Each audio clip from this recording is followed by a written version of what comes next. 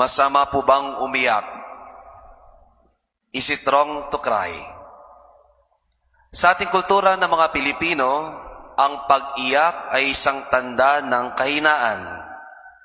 Hindi po ba nung mga bata pa po tayo na pagsasabihan tayo ng ating mga magulang kapag tayo umiiyak, "Uy, kang umiyak." Lalo na sa mga kalalakihan. At times, we were even called out, "Men, do not cry." Yesterday's gospel reading, our Lord warned us, "In the world, you will have trouble." Now in our first reading, St. Paul proclaimed, "I serve the Lord with all humility and with tears and trials that came to me." 3 T's since yesterday and today.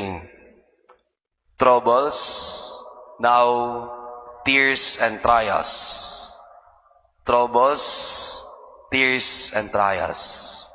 Problema, hinagpis at pagsubok. Question. Kailan po kayo huling umiyak? Umiyak pa po ba kayo?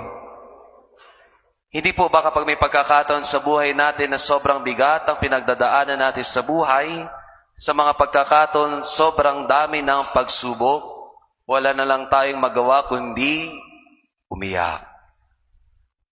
Pero balik po ako sa katanungan ko po kanina. Masama po bang umiyak? Is it wrong to cry?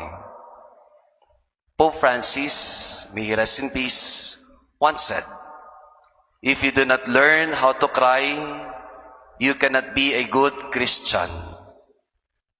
Hindi tayo pwedeng maging Katolikong Kristiyanong mabuti kung hindi tayo umiiyak. Dear beloved, the Lord did not promise us there will be no troubles or problems or trials in this world. Hindi niya pinangako sa atin na wala tayong problema sa mundong ito.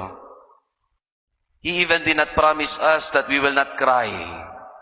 Hindi siya nangako sa atin na hindi tayo iiyak. But the Lord promised us and always assuring us that He will always wipe our tears. Ang Diyos, pag tayo umiiyak, pupunasan niya ang mga luha natin. Now in silence we pray.